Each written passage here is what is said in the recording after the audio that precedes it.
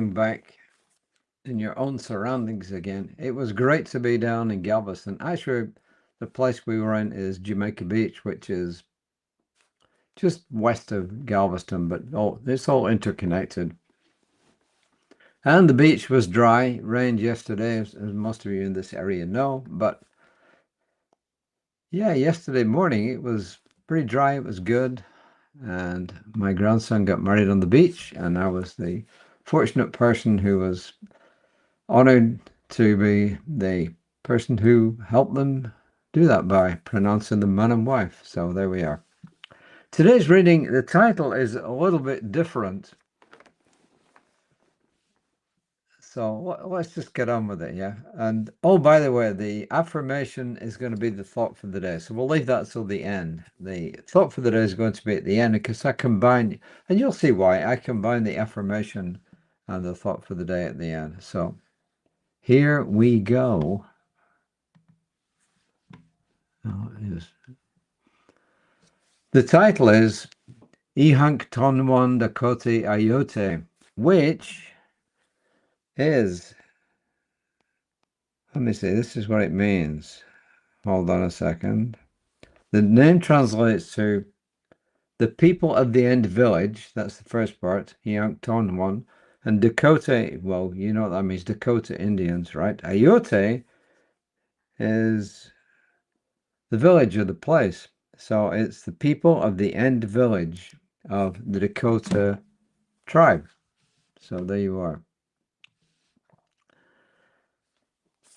And the first part, I really should have looked at the person who wrote this. We are all visitors to this time and place. Our purpose is to observe, learn, grow, and return what we can. Udgiru Nununkal.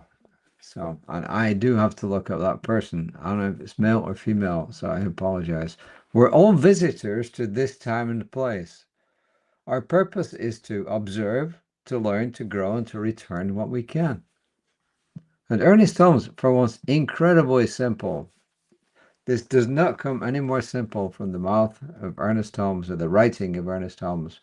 On page 63 of The Science of Mind, he says, in the beginning, God. In the beginning, God.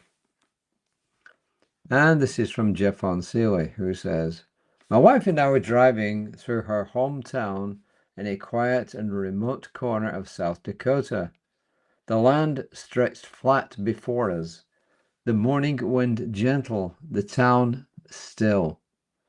This is the homeland of the Iháŋktoŋwaŋ Dakota Oyate, part of the Dakota people whose roots trace back to northern Minnesota, caretakers of sacred land and keepers of ancient wisdom.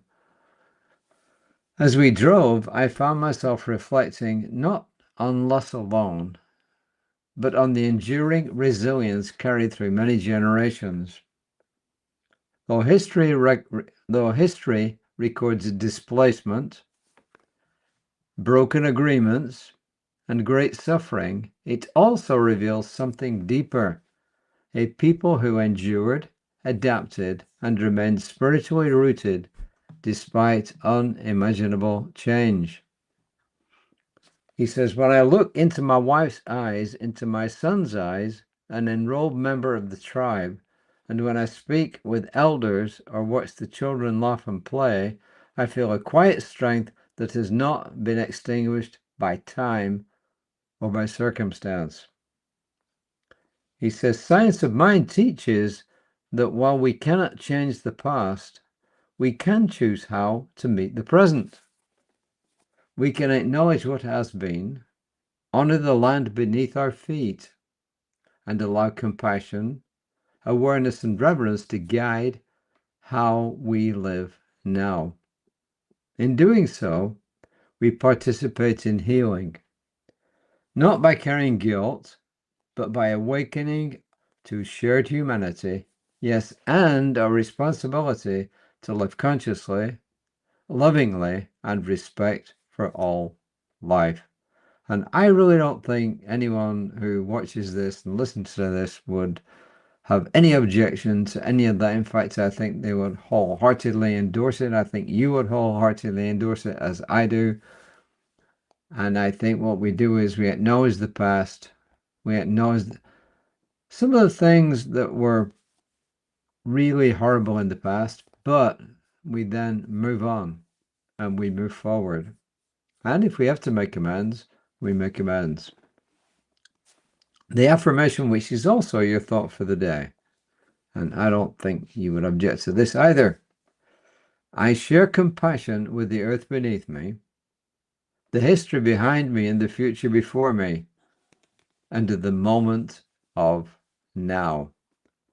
I share compassion with the earth beneath me, the history behind me, the future before me, and the moment of now.